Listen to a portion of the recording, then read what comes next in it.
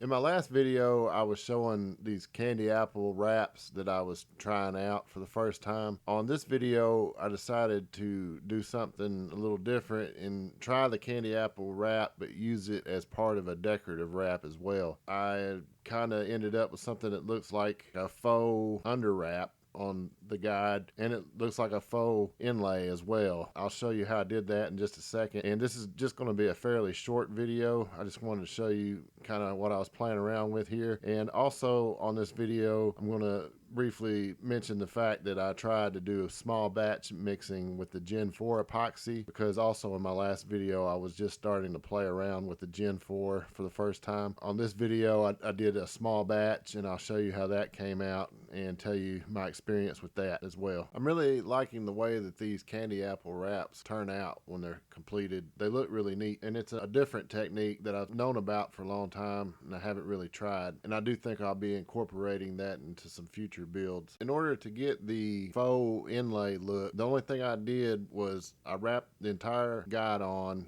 using metallic thread, and then I came back over the top of it with my regular thread that has no color protectant on it, in order to get that translucent look and that candy apple effect where the metallic shows through the thread. On the part that looks kind of like an inlay on the completed wrap is actually just a gap, a spacing in the thread work of the non-color protected thread. You can see on top here that there's a single piece of thread that's just moved over. It kind of has an old school look to it where they would skip spaces with single threads. You could see what was underneath, and that shows up on the dirty side of the wrap. This is a spinning rod guide, so this is on the bottom as you're holding the rod, and you won't see that one strand of thread that runs across there on the dirty side while you're actually fishing with the rod. The reason I would say that this is kind of a faux under wrap is because there is no actual under wrap on this guide. All I did was, when I got to the end of the guide, I started wrapping under the guide. Instead of doing any kind of guide locking wraps or anything, I just continued the wrap under the guide and carried it out a little ways. So when I wrap my regular thread over the top of that,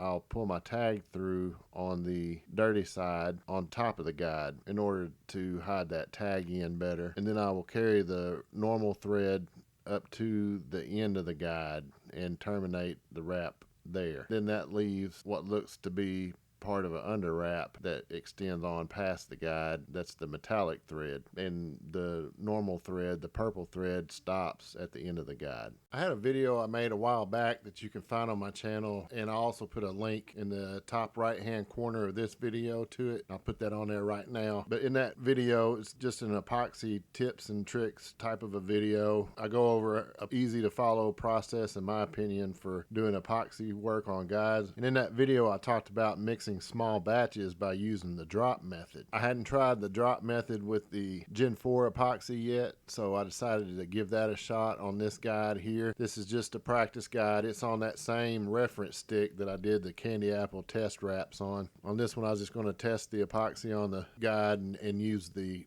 drop method. And you'll see here I'm using eyedropper type bottles that have a eyedropper tip on it, and you can pick these up on Amazon. These are not LDPE bottles, but I'd recommend those. They last longer than these bottles I've got. But if you'll search on Amazon for either a 15 or a 30 milliliter eyedropper bottles made out of low density polyethylene, those bottles will enable you to accurately dispense one drop at a time of your epoxy.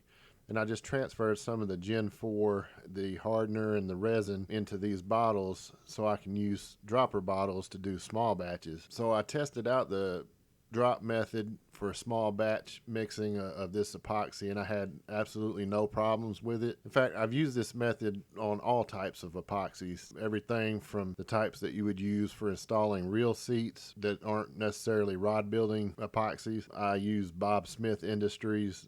They've got a slow cure 30-minute epoxy that I really like to use on reel seats and cork and things like that. I've used it with that. I've used it with Flex Coat Ultra V. I've used it now with the Gen 4, and I've used it on other epoxies that I use. If you're doing one-to-one, you're just putting one drop of each part and mixing the two together. Now you still have to mix it thoroughly. If you don't mix these components thoroughly, then you're going to have issues with it not going off like it's supposed to and not curing properly. But as long as you're even on your amounts and you get everything mixed up good, you're not going to have any issues with it, or at least I never have. If you want to try it and experiment with it yourself, I'd highly recommend it. But if you want to watch that video, that epoxy tips and tricks video, I'll go into more detail on that. Here you can see where those lines cross over that I was telling you about earlier. That's on the dirty side of the wrap, and I'll just highlight it with these marks so you can get an idea of where it's at. It's a little hard to see. That's just where those lines extend over to continue the wrap past those open areas.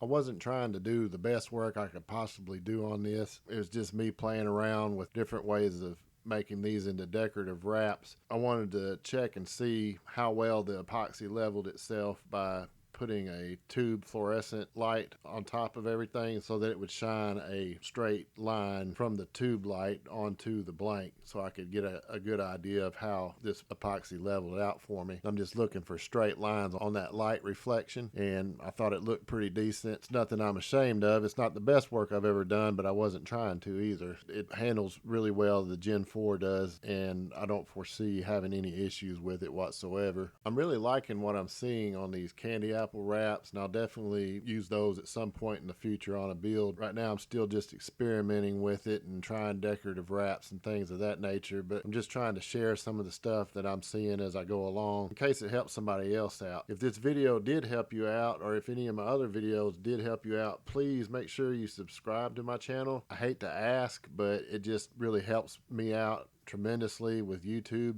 in the way that they show their videos to different people. I just really appreciate it when people do that because it helps me out. So if it helped you out any, please subscribe. And that's all I've got for today, but I will talk to y'all later.